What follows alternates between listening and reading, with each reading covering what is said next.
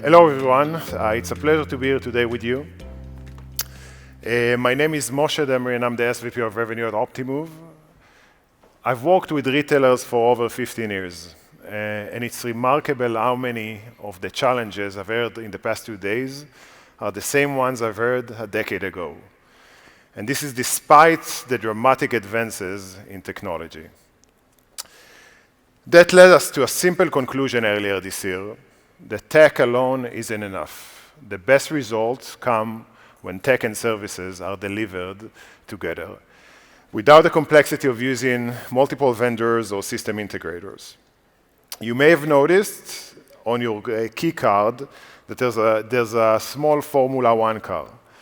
Optimove, and to be fair, many of the tech companies represented at this event offers an F1 level tech.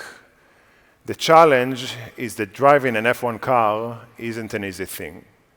That's why we provide not only the car, but also the driver, while helping our partners gradually build the skills and confidence to take the wheel themselves. But enough about Optimove. Today, you will hear from a partner who didn't just adapt the tech, they built the capabilities to become F1 drivers in their own right. I'm truly honored to have Assaf with us today. Assaf is not only a good friend, but also a brilliant marketeer. I've had the pleasure of partnering with him over the last decade as he's taken leadership roles across very different industries. And I've always been impressed by his creativity, strategic thinking, and ability to execute at an incredible speed. I'm confident that you see some of those qualities come through in his session soon.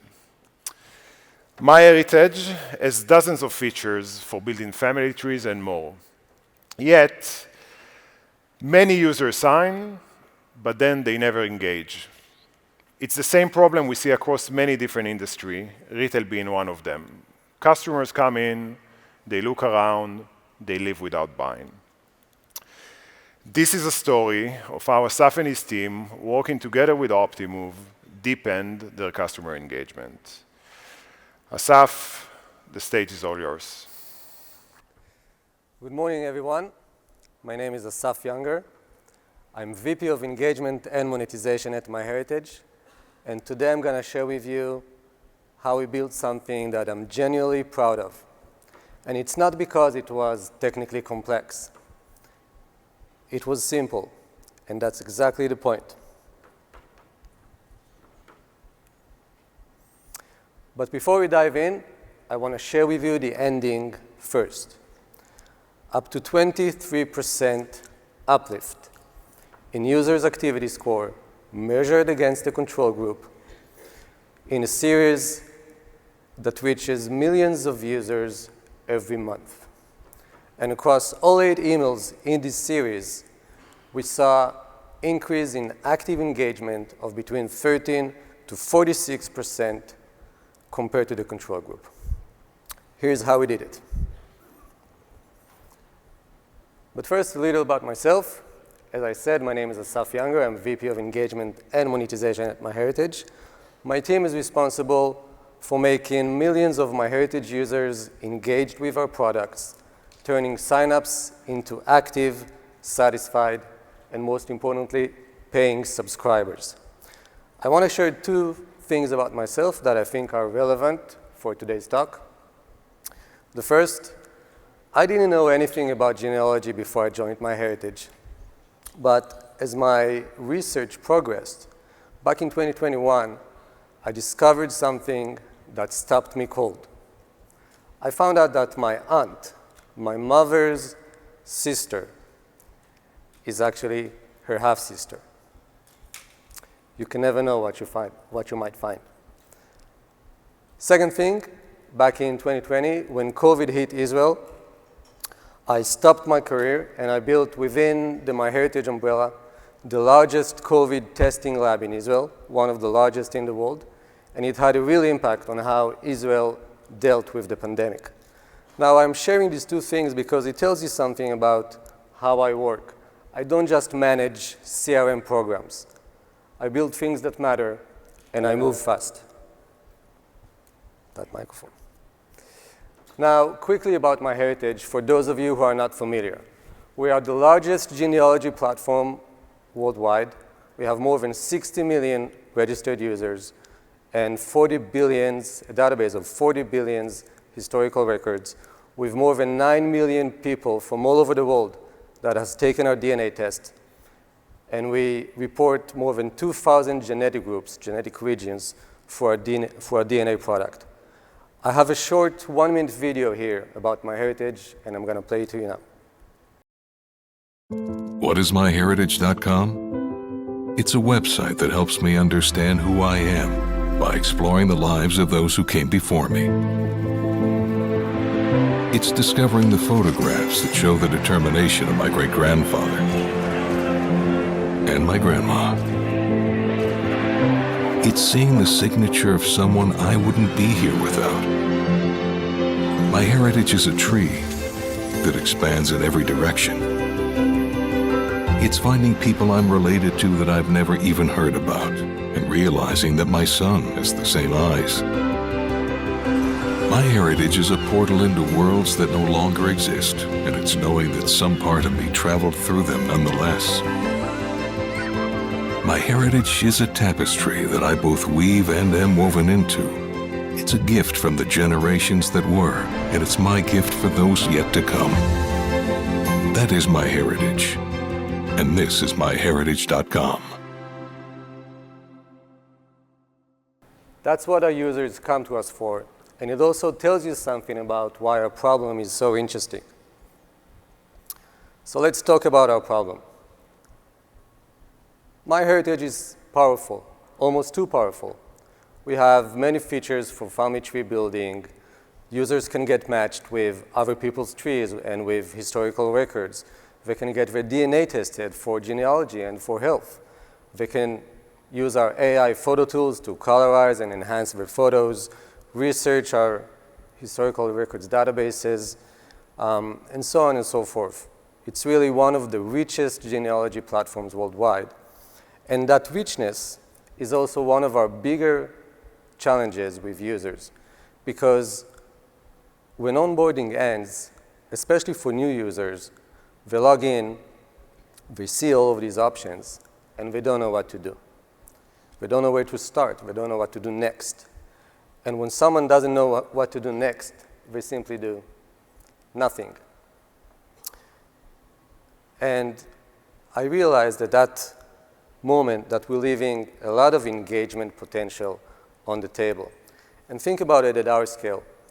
Even the slightest improvement in user engagement could lead to thousands of more satisfied users, which eventually translates into better business.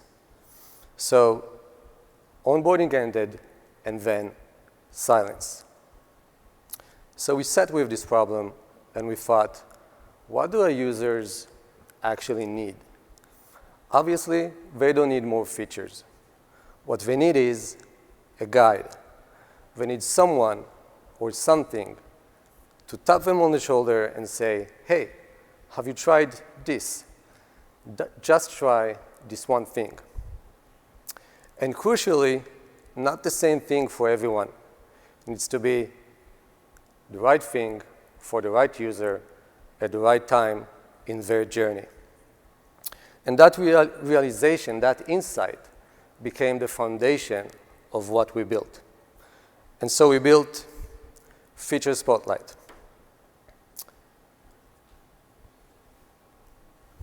Feature Spotlight is a series of emails that starts right after users' onboarding ends. And the series includes a single email once a week with one message about a single feature, which is the most important thing for that user to learn about next. It's also important to say that the series is prioritized. We use Optimove's target group prioritization system to make sure that every user gets the single most important step, most important feature to learn about next. We have 8 emails with a logical progression from the fundamentals, core features, up to some other features that are more advanced. And I'm going to run through them with you just quickly here. We start with how to grow your tree and how to review users' profile pages. Then we speak about matches, moving on to photo features, our DNA product, and we end up with old news. By itself, every email is its own story, but together they form a curriculum. Now, I want to explain how this works. And essentially, there are 3 components that makes this series work. The first one is personalization. And what do I mean by that, personalization? It's not about mentioning someone's name in the email's subject line or in the body. It's about understanding where that person is in their journey right now. So take the first email, for example, how to grow a tree. This is the single or probably the most important action we want users to do on MyHeritage. And so we go and check. If someone hasn't really started building their tree, we write, kickstart your family tree, add a few people, and let us do the rest. For users who have started the family tree but haven't gone too far, we compliment them for what they've done. And then we try to get them to add a few people more. And then obviously for users who have built a big tree, we suppress the email entirely. We don't even send it to them. Because think about how insulting it is to get an email of something you already know how to do. So we don't send that email to them. Personalization is not cosmetics. It's substantive. And when it's substantive like that, it's extremely powerful.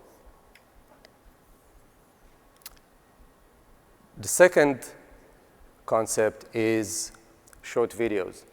We thought, how do we make it that users will actually understand what we want to explain to them?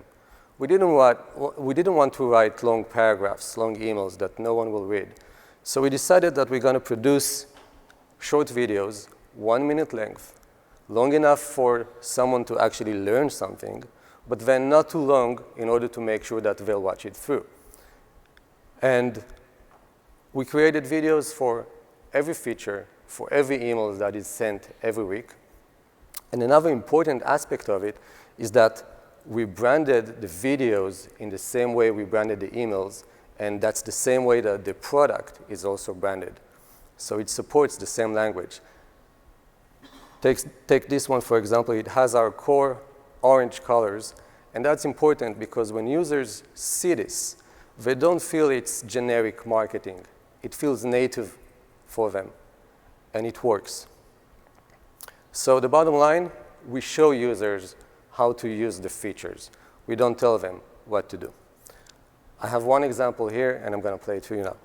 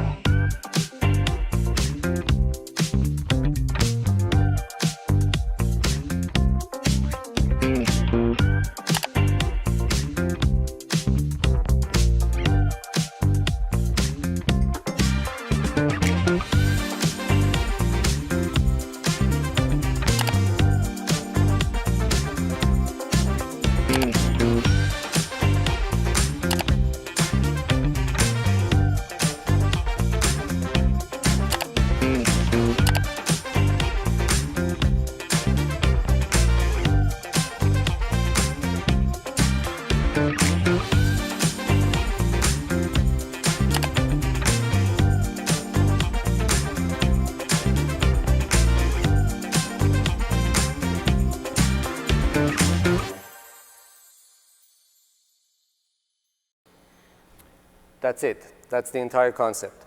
Now, where do users land when they click on that video link in the email? That's the third concept. When we started, we were hosting all of these videos on YouTube. And results seemed nice. We had good open rates, good click rates, and we saw on our YouTube stats that users were watching the videos. But then I realized we have a different problem.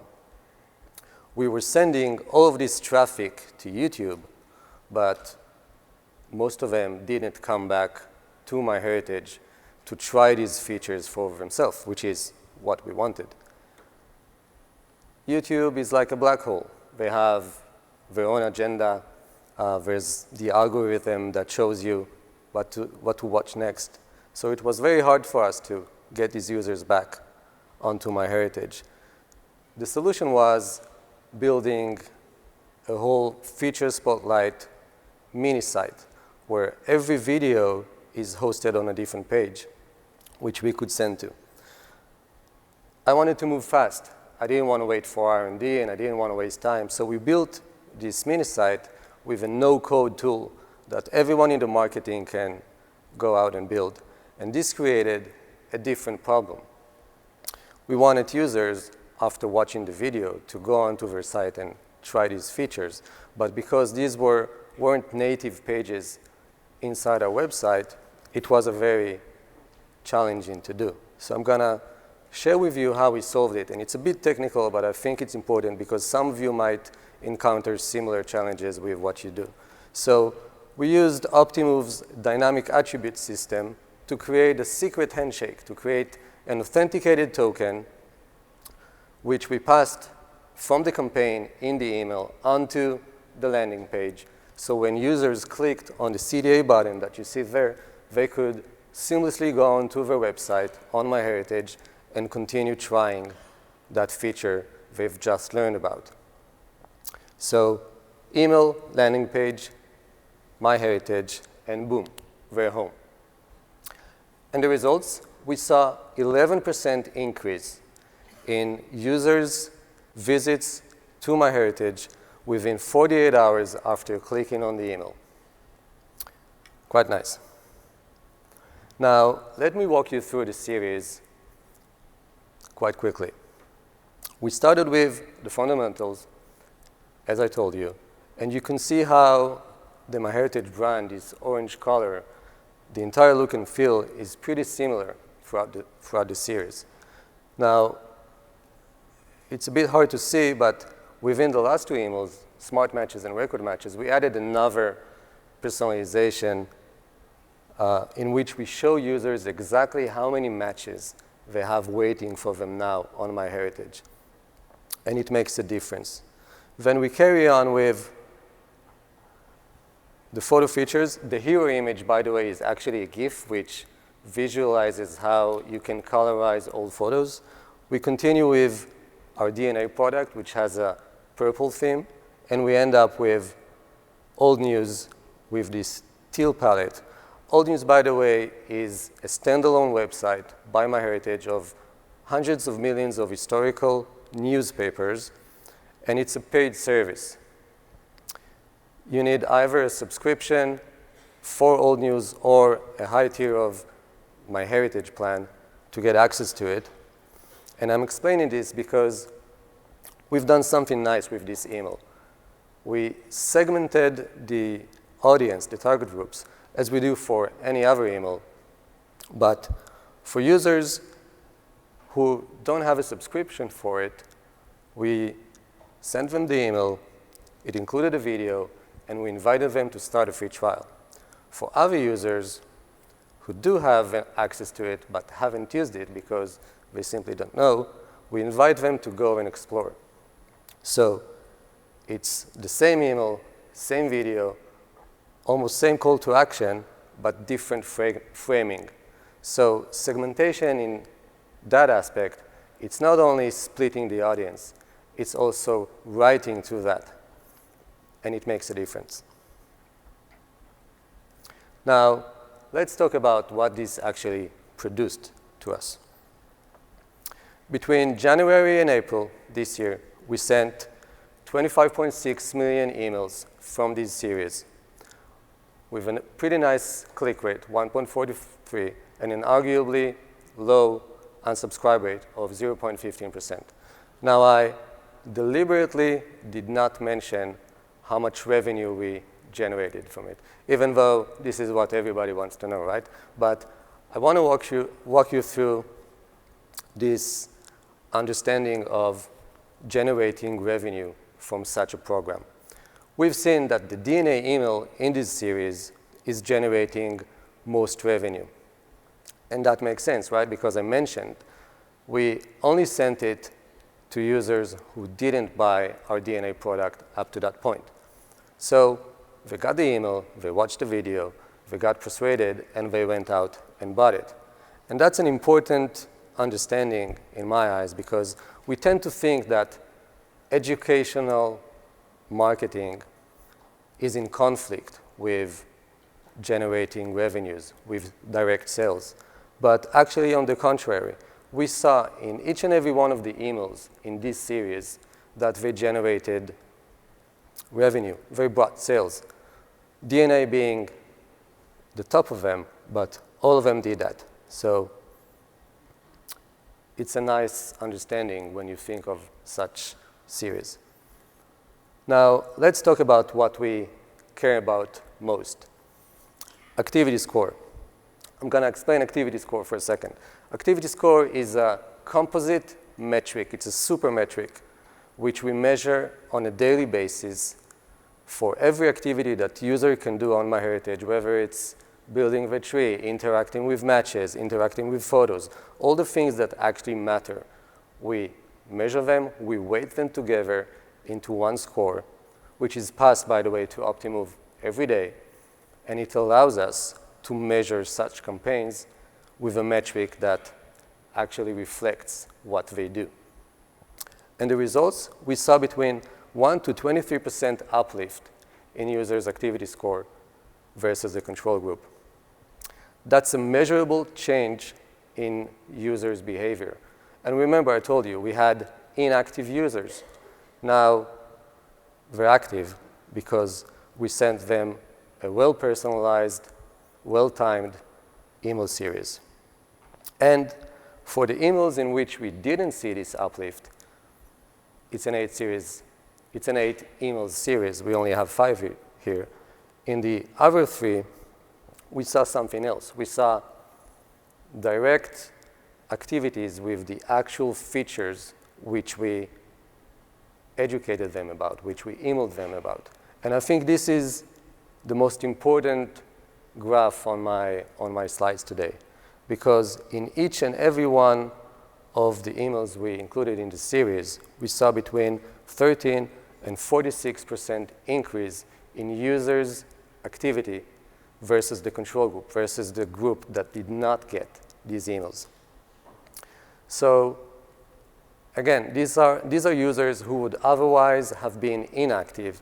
Now they have become active because we sent them this personalized series. I want to touch this one more time because it's not just about the 11% increase in visits to our site, which, by the way, saved thousands of users on a daily basis who would otherwise be lost. It's because when you come to think of it, don't think of such a mini site as a UX improvement.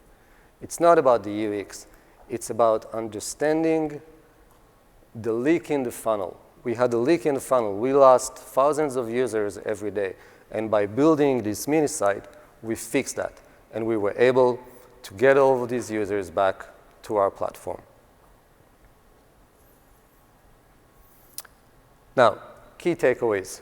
And I don't mean this just as a slide filler. 4 things.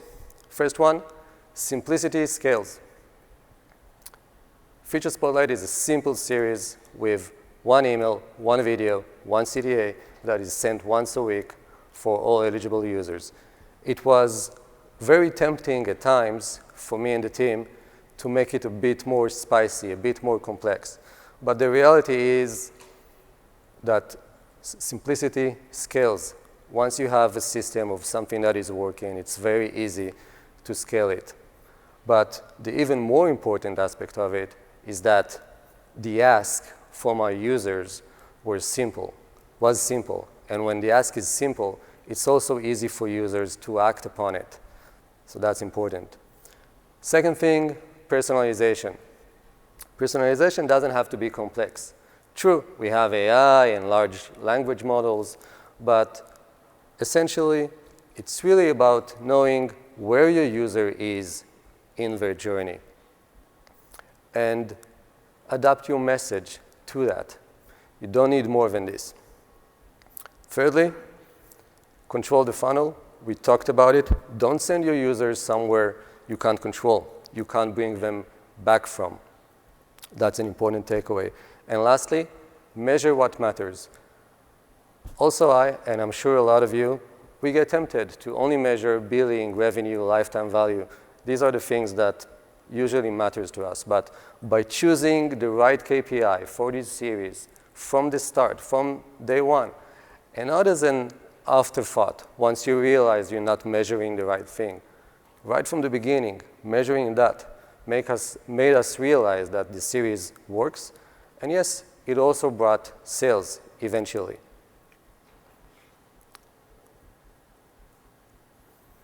I'm going to close with this.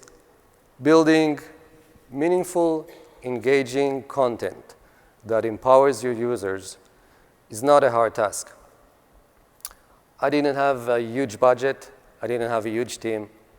But I had a problem with a clear insight and the discipline to simply execute the solution we believed in. Feature Spotlight is still running. We're still adding to it. And the results keep on coming. Thank you very much for listening.